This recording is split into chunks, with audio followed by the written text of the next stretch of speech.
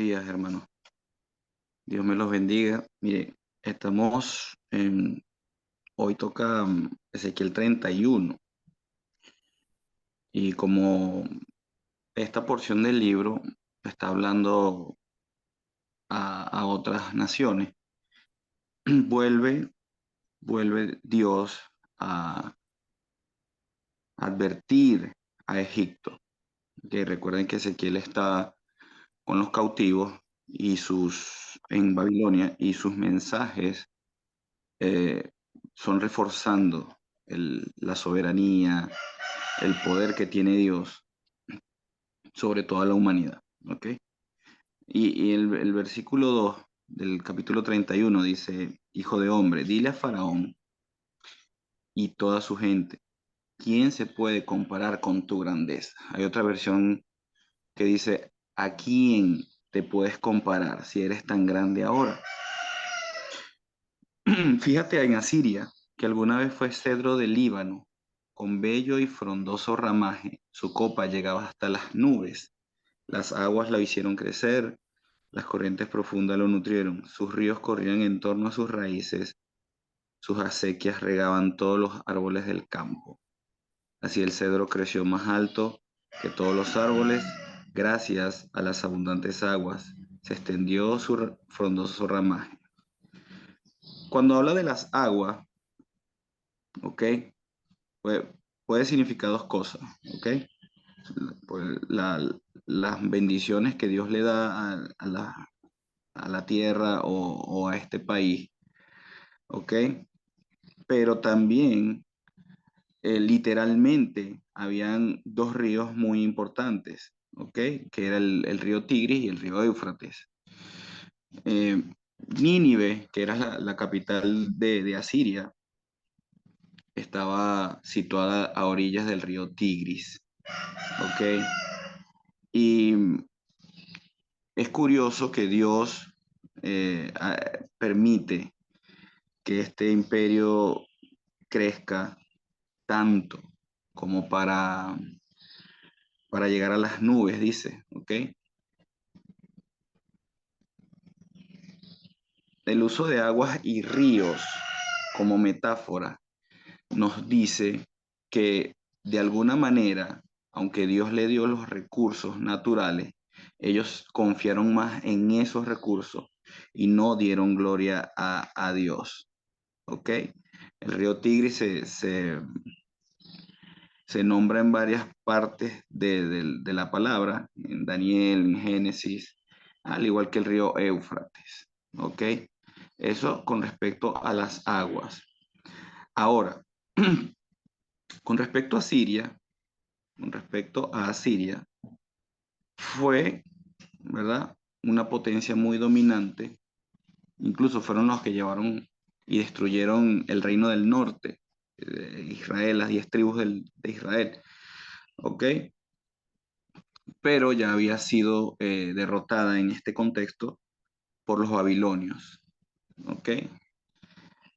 Y Egipto estaba nuevamente creciendo como una sociedad, como, como un imperio poderoso.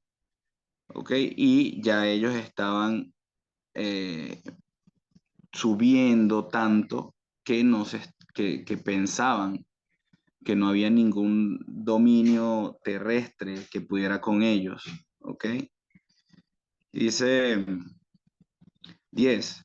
Por eso sí dice el Señor Omnipotente: por cuanto el árbol creció tan alto y ufano de su altura, irguió su copa hasta las nubes, yo lo he desechado, lo he dejado en manos de un déspota invasor para que lo trate según su maldad. 15. Así dice el Señor Omnipotente: el día en que el cedro bajó al abismo, hice que el mar subterráneo se secara en señal de duelo. Esto hablando de que ya había sido destruido por esta gente, ¿ok?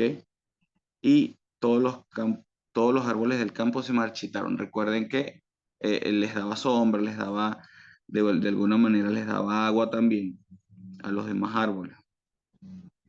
Dice el 18: ningún árbol del Edén se le podía comparar en grandeza y majestad. No obstante, también él descendió con los árboles del Edén a las regiones subterráneas.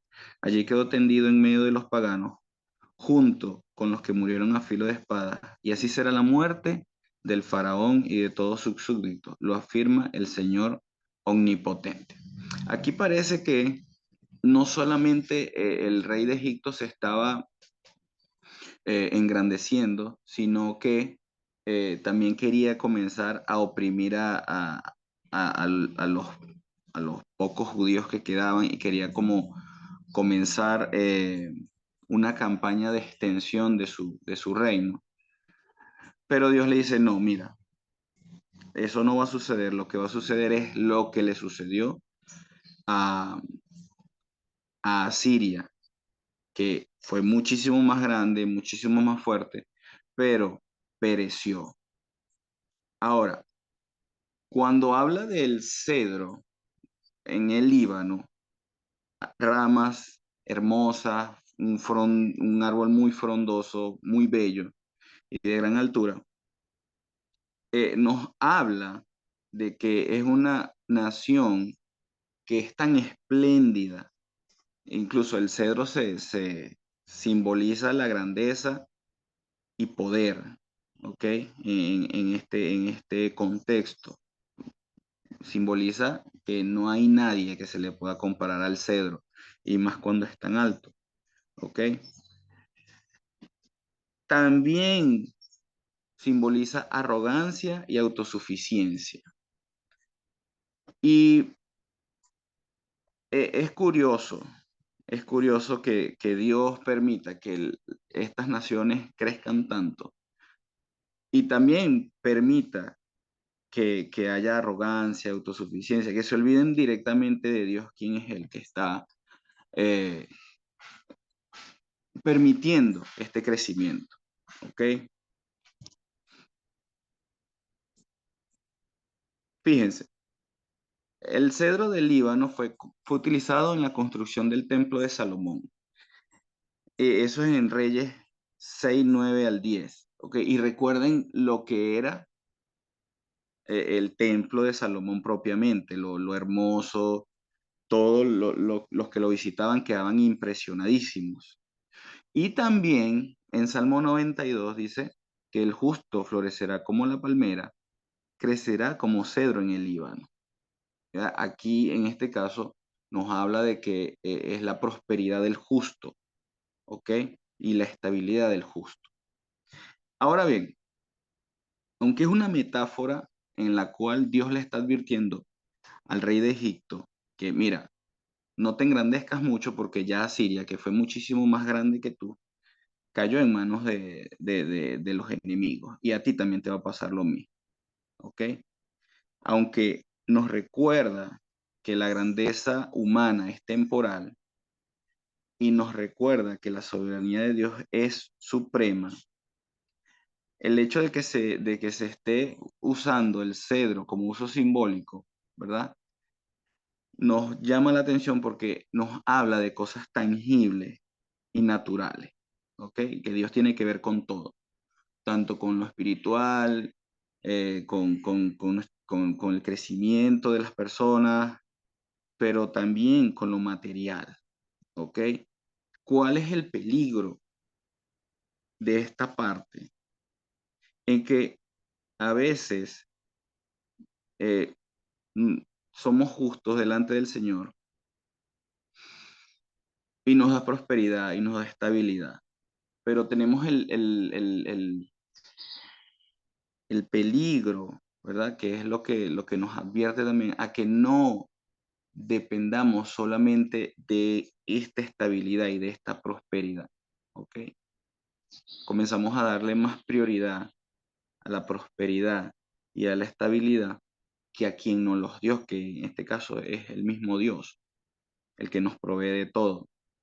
Tenemos el peligro de crecer tanto y confiar tanto en los recursos que tenemos que olvidamos a Dios, ¿verdad? Como dicen las personas por ahí en la calle, ok, ora o agradece cuando las cosas estén bien también, porque a veces oramos mucho con más fervor a Dios cuando estamos mal. pero cuando estamos bien nos olvidamos un poquito de Él. Entonces, siempre hay que estar agradeciendo. Y lo digo en la calle porque lo escucho mucho en el transporte público, por la situación que hay, que personas claman por tantas cosas, pero ahí salen las mujeres más de mayor edad y dice, bueno, también a ver, nos olvidamos de Dios cuando van las cosas bien. Ok, también obviamente que lo escuchamos en la congregación. ¿Cuál es la conclusión para nosotros? ¿Cuál es la conclusión? Uno, el ejemplo o las barbas del vecino cuando se queman sirven de ejemplo para nosotros. ¿Ok?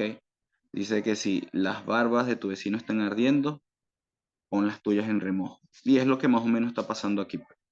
Dios, a través del profeta, usa esta metáfora del cedro para darle una advertencia a Faraón. Que a veces vemos advertencias en la vida de otras personas, de hermanos, conocidos, tantas cosas, y no eh, tomamos precaución. Primero. Segundo, Dios es quien da todo. ¿Ok?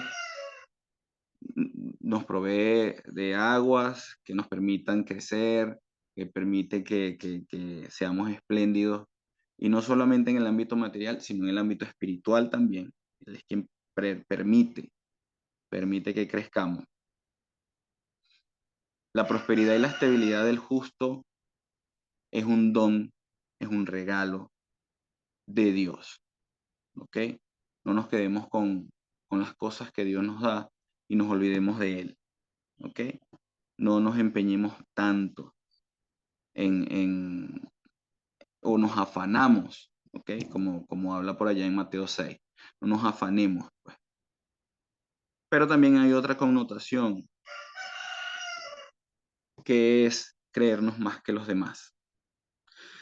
A veces nos creemos más que los demás porque quizás tenemos un poquito de mayor percepción de la palabra, quizás somos más fervientes en oración, quizás somos más benevolentes, quizás somos más constantes en las reuniones, quizás tantas cosas buenas que Dios quiere que hagamos. El peligro es cuando comenzamos a ver a esas otras personas que quizás no lo hacen. Y comenzamos a compararnos, a pensar que esto nos hace mayores o más grandes que otros. Y recuerden que en el reino de Dios es distinto. El que quiera ser grande tiene que servir. ¿Ok? Y el servir a estas personas que quizás no oran, que quizás no están en las reuniones, que quizás no tienen una buena percepción de la palabra, es ayudarles, es soportarles a ellos, es orientarles con amor, con dedicación, para que ellos también entiendan de qué va el cristianismo, de qué va la persona de Dios en nuestras vidas. Entonces, esas son las advertencias y las conclusiones que Dios nos habla hoy, que habló en ese momento a través de Ezequiel a los judíos que estaban en el exilio y nos habla hoy también, hoy 24 de junio. No seas soberbio, no seas altanero, porque igual puedes caer, igual te puede destruir el mismo Dios. Por el contrario, sé humilde, sé manso, ayuda. Si oras más, si lees más, si vas más a las reuniones, si te congregas más, entonces tienes más bien es un compromiso de animar a los demás. No seas soberbio, no seas altanero y pises a las demás personas, porque Jesús no lo hizo. ¿Quién mejor que Jesús en las escrituras si él mismo las inspiró? Pero no, él fue, sirvió, ayudó, se molestó, obviamente, pero él siempre buscó la manera de salvar, de sanar y de dar una mano amiga a los demás. Él se mostró. Un poquito de café y oramos. Padre Celestial, Dios Todopoderoso.